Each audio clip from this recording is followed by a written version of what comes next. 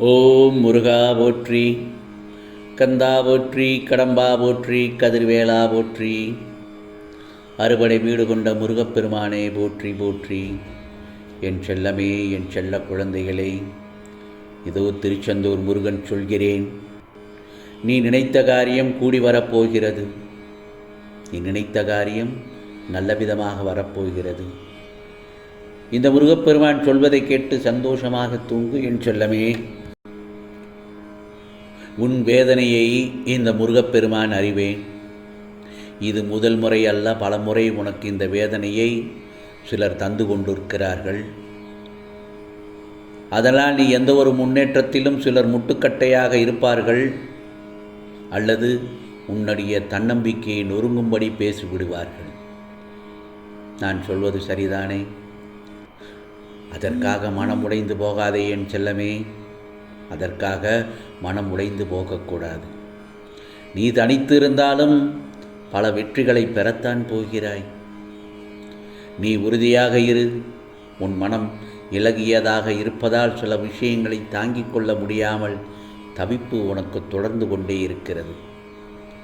உன் உறுதித்தன்மையை அதிகரிக்கவே வாழ்க்கை சில பாடங்களை தொடர்ந்து தந்து வருகிறது. எதனையும் கண்டும் கலங்காமல் உன் பாதையில் உறுதியாக பயணித்து கொண்டே இரு என்றுதான் உன்னிடத்தில் நான் சொல்கிறேன். நிறைய போராடுகிறாய் வாழ்வில், நிறைய துன்பங்களை சகித்து கொண்டு விட்டாய். முருகா, எனக்கென்று எங்கே விடுவு காலம் என்று என்னிடத்தில் கேட்கிறாய். விடிவு காலம் என்ற ஒன்றே இல்லாமல் போய்விடுமோ என்ற அளவுக்கு கூட அந்த மாதிரியான ஒரு சூழலையும் சந்தித்து விட்டாய். ஆனாலும் இதோ அதிசயத்தக்க அளவில் இவை அனைத்திலும் இருந்து நீ முன்னேறி வர வேண்டும் என்ற முனைப்புடன் வாழ்வில் ஓடிக்கொண்டிருக்கிறாய். அது நிச்சயம் நடக்கும், நிச்சயமாக நடக்கும். உன் எண்ணப்படியே வெற்றி இலக்கை எட்டி பிடிப்பாய் என் செல்லமே. ஏற்கனவே நான் உணர்த்திய காலத்தின் நேரம் தொடங்க இன்னும் சில தினங்களே உள்ளது. ஆம், அது நாளை காலை பொழுதிலிருந்து நிச்சயமாக உனக்கு பொன்னான காலமாக, பொன்னான நேரமாக விடியப் போகிறது. இதையும் கடந்து அந்த பொன்னான காலத்தில் நுழைந்து இன்பமாக இருக்கப் போகிறாய். யாம் இருக்க பயம் ஏன் செல்லமே? கவலைப்படாதே.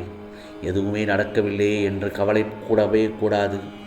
எது நடக்க வேண்டுமோ, எது என்று நடக்க வேண்டுமோ அன்று நான் நடக்கச் செய்வேன். கவலை கொள்ளாமல் உனக்கான காலங்களை கடந்து செல். யார் எதை சொன்னாலும் உன் காதில் வாங்கிக் கொள்ளாதே. இன்பமானாலும் துன்பமானாலும் இந்த முருகப்பெருமான் ஓடிவர நான் இருக்கிறேன் என் செல்லமே. வாழ்க்கை நன்றாக செல்லும்போது மனித அன்பில் மிதக்கிறாய். வாழ்க்கை அன்பாக நன்றாக செல்லும் பொழுது மனித அன்பில் மிதக்கிறாய். வாழ்க்கை சிதறடிக்கும் போது கடவுள் அன்பை தேடுகிறாய்.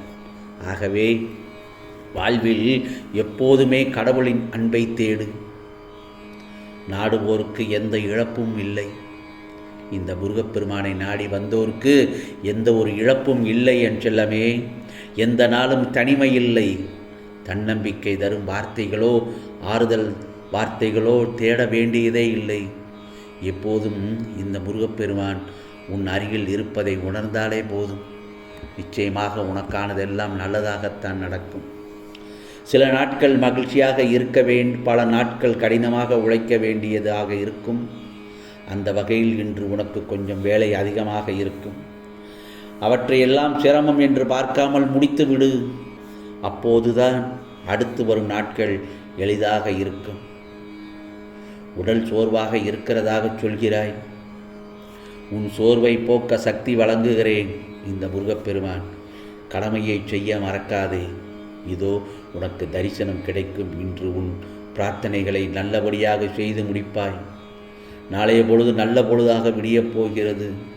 நான் சொல்வதை கேட்டு நிம்மதியாக உறங்கு. இப்போது செலவுகள் அதிகரித்தாலும் நிச்சயமாக பிறகு உனக்கான சேமிப்பு அதிகரிக்கும் என் செல்லமே. கவலைப்படாதே. உன் கர்ம வினையின்படி வலுவாக இருக்கும்போது நீ என்ன செய்தாலும் அது சிக்கலாக முடியும். நான் சொல்வது சரிதானே? பல நேரங்களில் நீ பொறுமையாக இரு. அப்படி இருக்க உணர்த்தியும் நீ பொறுமை இழந்து நடப்பது வினைப்பயன் வலுப்பதால் நடந்துள்ளது. இனி என் ஆட்டம் ஆரம்பம். இனி இந்த முருகப்பெருமானின் ஆட்டம் ஆரம்பம். உன்னை ஆட்டி படைத்தவர்கள் உன்னை இனிமேல் எதுவும் செய்ய முடியாது. உன்னை எதுவும் செய்ய முடியாமல் தவிப்பார்கள். நீ கவலைப்படாதே. இனி வரும் காலம் உனக்கு பொற்காலம்தான் என் செல்லமே. போர்க்களமான வாழ்க்கையில் பற்றி எறிந்த நெருப்புகள் கொஞ்சம் கொஞ்சமாக அணையும். எதற்கும் அடங்காமல் உன்னிடம் வம்பு செய்தவர்கள் காலத்தால் அடங்குவார்கள்.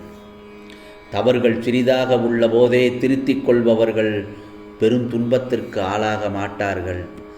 என்னை தேடி நீ வர முடியாத சூழலிலும் உன்னை தேடித்தானே இந்த முருகப்பெருமான் நான் வந்துள்ளேன். நீ வாடி நிற்கும் போதெல்லாம் நான் ஏதோ ஒரு ரூபத்தில் உனக்கு வழிகாட்ட வந்து அருள்பாலிப்பேன்.